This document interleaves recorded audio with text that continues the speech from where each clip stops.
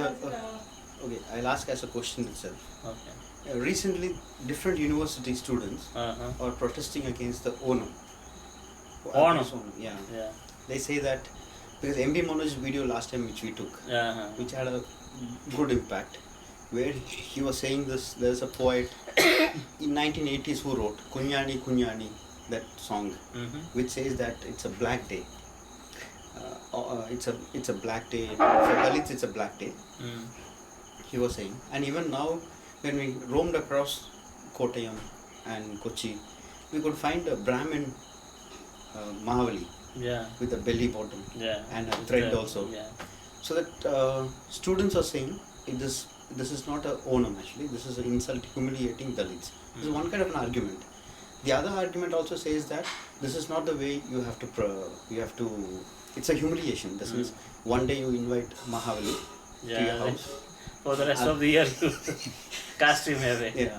So that in this Kerala society, how do you put this Onam in its place, keeping the colonies and other things which never come to the discourse? So that you can speak about Onam. Oh, this is in fact a very difficult question, because you see what happens with some of the things which are mythological in a way, including that of Onam.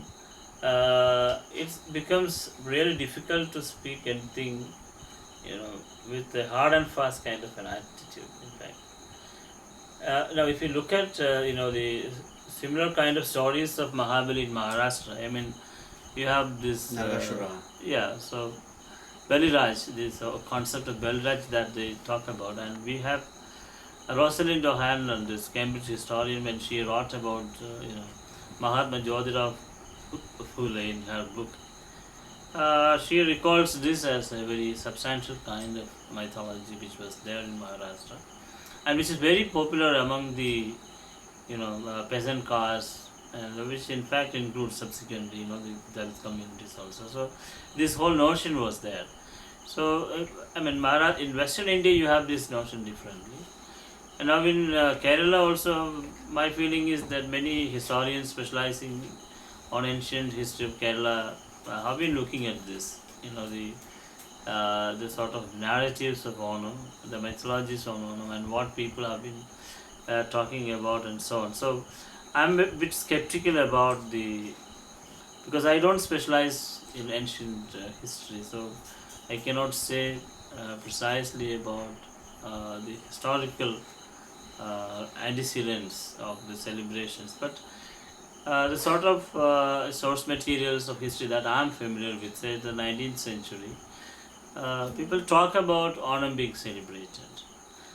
But obviously, when the market was not there as it is today, you cannot have the sort of fanfare in the middle of the 19th century. I looked at Onam of 19th century largely to see how was it to a slave caste person in the 19th century. So when I read the primary writings of the missionaries of that time, so I found that anybody can find, those, if you have access to those materials, you yourself can read that and understand. They say that for these agrestic slaves during the days of Onam, especially during that day of Tiruvonam, the landlords might give something a little bit extra. Okay, so that extra doesn't mean much. If you are getting one measure of rice as wage, paddy, it's not, the raw rice as we get, but otherwise it is just paddy with outer husk.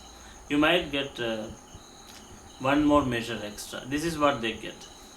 But then the fact of the matter is that there was a certain kind of understanding of Onam as a time of, Onam as commemorating,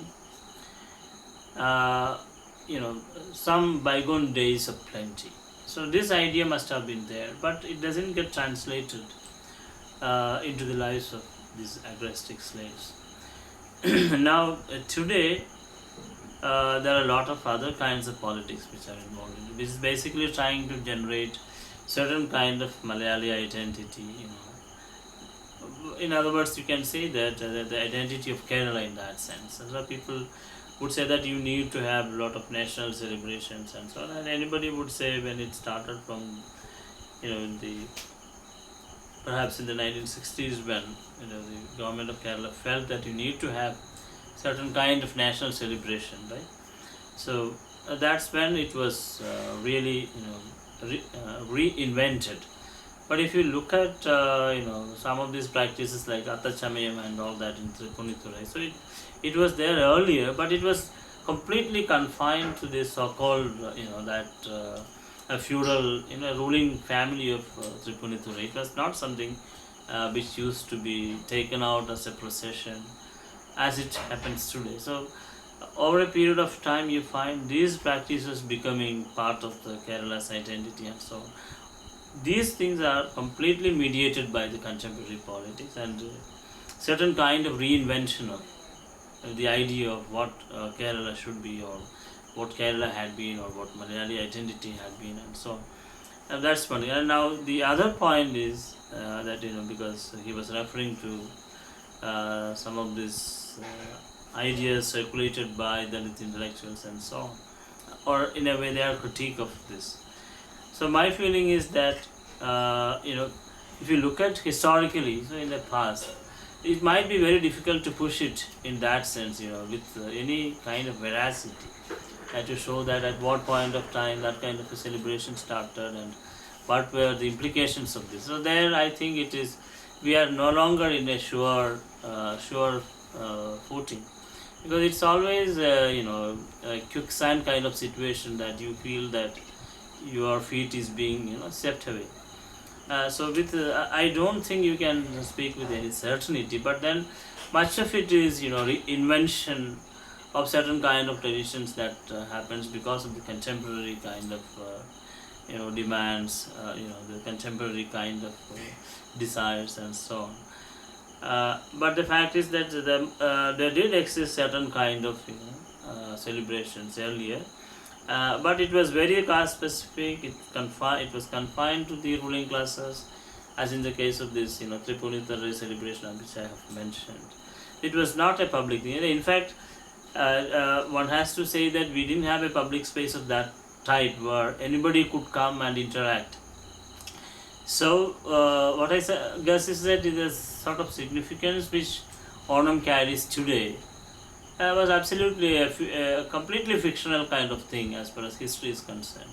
And in today's Hindu, I just read that one of these functionaries of Nayar Service Society saying that this Mahabali is being depicted as a comic figure. What is wrong with that? If you want to, anybody could be a comic figure, because it is completely farcical when you bring in something which is not historically there. But then the whole idea of a state of society where you didn't have poverty, all those things which we recall in all these Mahabali songs.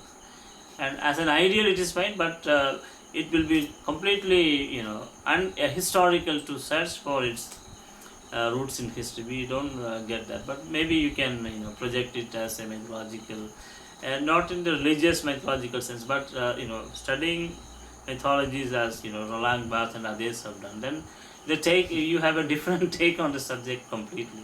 So this is how, as with my sense of history, I look at Onam.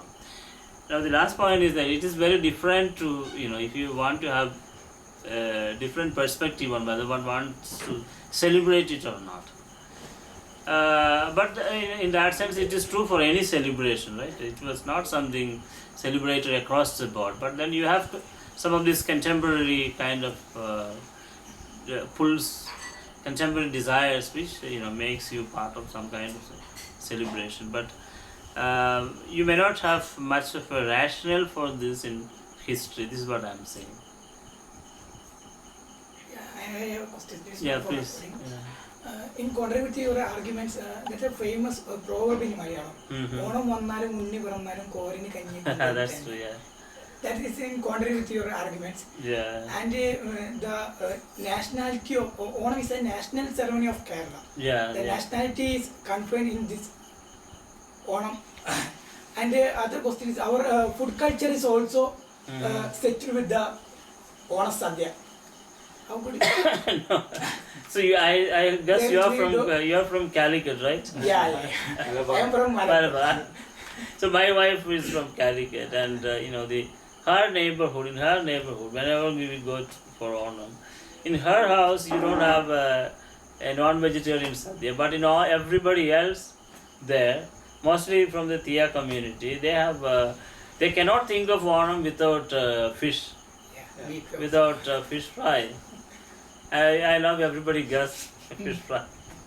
So, but then the rest of the matter is completely conjectural, and people think about this as differently. But in fact, I had occasions to talk to some of my friends from, Koilandi and all that. So they tell us that they have told me that they could never imagine Onam without meat and so on. So it's I think completely fictional to say that Onam is completely vegetarian kind of thing. So this is what I think, because I haven't done any original research to see how what sort of things are being eaten. So basically the culinary practice related to Onam. I haven't done basic research, but my guess is that having lived in Kerala for such a long time, so I think I haven't seen people using exclusively vegetarian, but you have different varieties of food being served. But increasingly, your question becomes significant in the sense that there is a preference for vegetarian diet, which is there for everybody to see. So I don't want to say that it's not happening. It is definitely happening, but it is not the thing. So you have a variety of food items being served during especially in Malabar. I don't know much about this Travancore side, although I lived here for a long time. But yeah, tell me. maybe the thread itself shows that Mahabali should be a. Yeah, that's what. But in fact, this the whole idea of Bali in Maharashtra, Western India, as a non-Brahmin, and also I think some of these narratives. In fact, in a PRDS narrative, then these figures reappear very curiously in the contemporary period, and they, I think, hold Bali as a non-Brahmin kind of a person. So I think the very non-Brahmin root of Mahabali is very strong. Now about the food culture, my point is that basically people seem to have their own politics built into that. And even if someone says that it is all non-vegetarian, or even if it's just vegetarian, in both cases you have this politics. You prefer certain things as bad, certain things as unclean food and so on. So this is very much there. Now for the last point perhaps is related to social mobility, because there's a very strong allusion to social mobility when you serve vegetarian food. You think that okay, you are holding on to something which is very different, which can give you certain kind of advantage when you want to locate yourself in society, so you get some advantage. The present question is about the present situation, political situation. The constitution writes about Dalit Christianity and Dalit Muslims. They are mutually on platform, this kind of questions. And Delhi also some kind of platform here. They are going to strike this kind of issue. And what do you think about this kind of questions raised about constitution and this kind of urging Dalit Muslim and Dalit Christian, that kind of word using? No, but that's a very complex question, because when you want to discuss these things, say when you talk about the Western context, people could say that there is some kind of institutional racism, because everybody knows that, So if you listen to some of these discourses in US or UK, or for that matter some other Western countries also, people would say that there is institutional racism. But I guess there is certain kind of institutional casteism, if not racism, in India, which in fact differentiates, which in fact does a huge disservice to some of the the cardinal principles which the Constitution itself stands for. Now this is not something which I alone feel. You have a variety of people who have written about this, a lot of questions being asked. Then when you want to address this question afresh, then the question is, In fact, if you look at these anti-caste movements of the 20th century, or say from the late 19th century onwards, I always felt that, especially when this upper caste raised their voice historically against caste, so in the back of their mind, there was a huge fear of Dalits becoming part of other religions. This is completely verified and which is completely true if you look at the historical materials of that time. Late 19th century discourses or early 20th century, if you read the primary historical materials, I'm saying, then you feel that whenever the Indian elite, upper caste elite, took a position against the caste, they always had a feeling that here is a missionary in disguise, or a ulama in disguise, who might wean away, their protein. I mean, this huge chunk of this Dalit masses. But then the reason is, various forms of oppression, exclusion, and other kinds of things that they had been subjected to. In fact, in my own research, I tried to show, some of the things which I have published, the other things are yet to come, to show how in Kerala, for example, this was a very huge and serious debate in the middle of the 19th century, when you have a substantial mobilization against caste slavery, when the people said that it is absolutely impossible to lead a life of that kind. And then you have this the Anglican missionary discourses coming in, and the practices also coming in. And in fact, these days I have been looking at some of the primary sources of that, and also we have been working with a huge amount of social memory, the huge quantity of social memory, talking to elderly people of the current generation of Dalit Christians as well as Dalits, and then see how much this whole experience of slavery remains in the back of, not just in the back of their mind. It is something which is there, which they can recall and talk about. They articulate this. So we found that there is this whole experience of being, the families being separated through slave trade and so on. So we have these narratives of, for example, some of the narratives of Salvation Army people from the village of Kangara, which is not very far from Kottayam. So they talk about some of the ancestors who founded their congregation, some of the elderly people, middle of the 19th century, who founded their congregation subsequently, because Salvation Army comes later. And these people were runaway slaves. So they talk about three individuals, Kannan, Palan and Paingli. These are the three people in a small hamlet in the larger Kangara. And they were working for some Nair landlords. And these people were originally bought from a place called Tambalakad. And they were kept as slaves, chained to a tree. So this is the narrative. And every night they would, because there was some kind of fire, not very close to the place where they were kept. Yet they managed to get this, burning, a firewood, and they would use it to torch the roots of the tree to which they were chained, because their feet had, chains attached to them.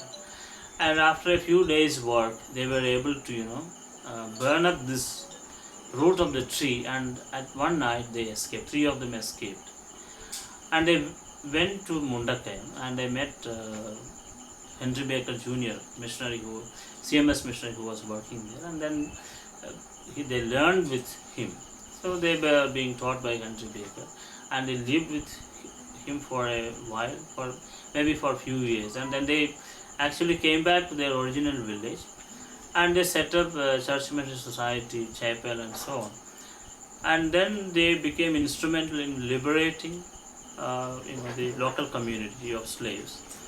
And then missionary Henry Baker came, and they started their congregation. I think it was in 1864 they started their first chapel. It was just a shed, it was just a thatch, which was burned down 4 times by Nayars, and so there's a lot of narrative about this. So in this part of Travancore, I think, especially the villages of Kottayam district, we have hundreds of such stories where the people really reinvented themselves, thus reinventing themselves in the context of missionary Christianity, and going against the norms of society, fighting against caste slavery and so on. And now, those days, if you look at, nobody ever talks about it. None of these people. There was no modern politics, nothing of that kind, no Hindutva, nothing of that sort of stuff that you are seeing now. So nobody talks against slavery except these people as well as the missionaries. So for the entire 19th century, if you take, I haven't come across, this Malayali memorial and other kind of things, right?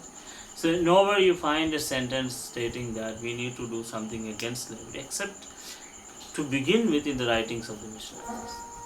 And then in fact, if you look at some of the records of the Travancore and Cochin chief ministers of that time, divans of that time, these divans are saying that now if you want to say something about the police, if they want to accept something better they look at these Christian missionaries and those who are propagating Islam.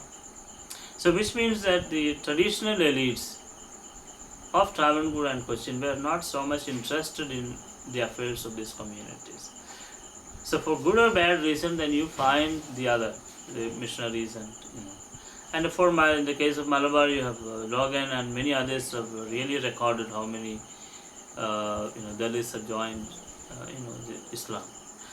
So my feeling is that there is a very long history to this, and then in the context of the modern politics, then there is a huge mistrust, and that has been really fanned by Gandhian nationalists and so on. So this is something which has been written about. A lot of people have written about this, especially in the context of the temple entry movements and so on. So basically this was just to say that okay, you open up these temples to the Dalits and so on, so that they don't go away. So this was a sort of politics, and because of that, when modern constitution was adopted, those who were not Hindus, quote unquote Hindus, they became natural suspects to certain kind of nationalism which was very powerful even at that time. So I will never say that this was just sort of a resurgent Hindu right politics and so on, but you will find that this was very substantial part of the politics of India at that time, and because they wanted Dalits to be part of the larger Hindu society, and even Gandhi said so. So if you want to look at the genealogy of this, the genealogy of the sort of problems that Dalit Christians face today, I think it is completely related to some of the founding moments of Indian nation state and the way nation itself is thought about. I will never confine it to some of these questions of reservation alone, but it goes far beyond that. It is much, much deeper. And in fact, I had occasions to talk these questions to some of these very celebrated political philosophers of contemporary India in seminar context, but they didn't have answers to that. I don't want to name these individuals, so they don't have answers to this, because it's not just that there are no answers. Probably they never thought about that. So these are the questions, very foundational questions that one needs to ask about the Indian nation state, and what makes India a nation, and what are the sort of ideas with which the whole notion of nationalism itself is thought about. And I think I must say that the mildest explanation you find perhaps in Bhikkhu Parekh's the Reformed Tradition book, where at the end of it he talks about what happens to Dalits in a very reformed kind of Hindutva. So they just become tailed to the larger Hindu thing, and a particular space is given to them. So beyond that, absolutely nothing. But then the question is very complex. The point is, how many Dalits really realize it? Those who are not Christians, those who are not Muslims, how many of them really realize it? I don't think they have this sort of a realization where you really problematize these fundamental assumptions of Indian state and then see that this is a larger injustice done to Dalit Muslims or Dalit Christians. So I think there is, this whole question is not very simple. I can talk about it, absolutely, but then it's a larger complex issue, because some of the materials that I have been reading about in the last couple of months, especially historical source materials, they really deal with this particular question. And the other point which I want to share with you is in the whole idea of what does it mean to be a Christian, in a way, Dalit Christian. So it is not just, as historians and anthropologists, etc., have been arguing. It is not just about food, it's not just about, dress, it's not just about, this quote-unquote material things. There is a whole lot of, question of ideology, what you think about, how you want to organize your daily life, how you want to appear in public, what sort of dress you want to wear, what sort of food you want to eat. So it is absolutely complex kind of situation, that has been evolving.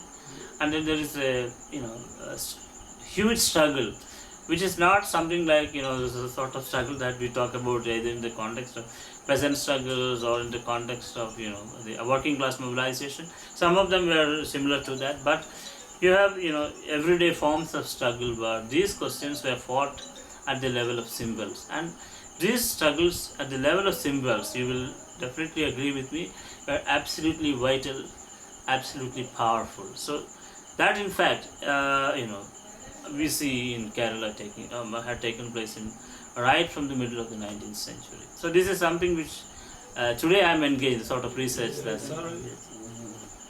Adding to that. Yeah, so you were saying the symbol, no? The Yeah. symbol is, you mean the Christianity, Dalit Christian, that symbol. No, it's not just the symbols of Dalit Christians. So, Ravi, the question is if you can, somebody is calling, if you can really think about, a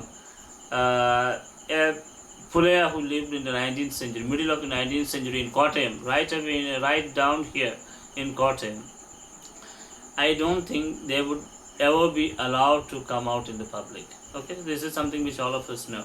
But if somebody dares to come out in the public, then the consequences were very, very bad. Because in fact, I have been reading the writing of a missionary named A.F. Painter, who talks about, just switch off. The call has been coming. Yeah, somebody is calling.